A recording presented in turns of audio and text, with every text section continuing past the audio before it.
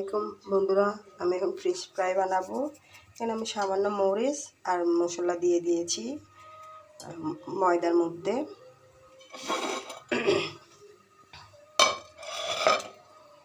আর এখানে আমি মাছটিকে soya sauce, রসুন আর হলুদ, মরিচ আর মশলা দিয়ে আমি এটা আর লেবু রস দিয়ে মেখে ফ্রিজে রেখে দিয়েছিলাম। এখন আমি ভাজি করে দেখাবো আপনাদেরকে। এই যে এখন এর মধ্যে আমি একটা ডিম ভেঙে দিব বন্ধুরা। এই যে আমি ডিম দিয়ে দিয়েছি, আর ডিমটা আমি মাছের সাথে ভালো করে মিশিয়ে নেব।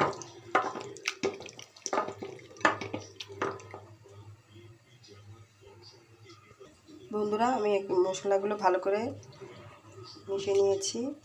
এখন আমি মাছগুলো মশলা দিয়ে ডিম দিয়ে করে রেখেছিলাম, এখন আমি এটার সাথে দেব।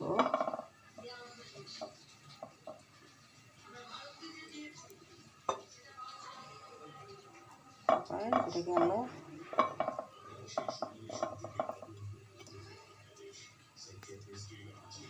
আমার একটা তৈরি হয়ে গেছে, আমি এখন তেলে দিয়ে দিচ্ছি।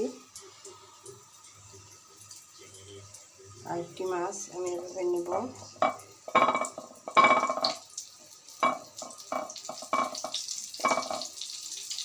আবার ডিমের মিশ্রণের মধ্যে চুবাই নিচ্ছি। আবার এটাকে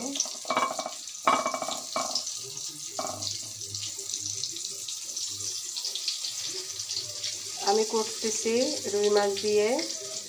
রুই মাছটাকে আমি এভাবে করে কেটে নিয়েছি।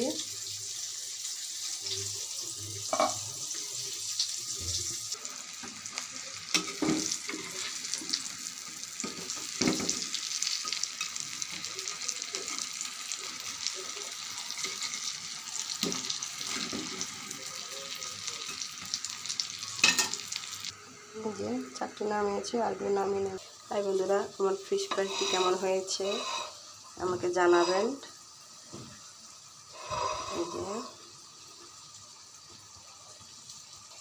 আমার ফিশ ফ্রাইটি যদি আপনাদের ভালো লেগে থাকে বন্ধুরা, আমাকে ভালোবাসা দিয়ে জানাবেন।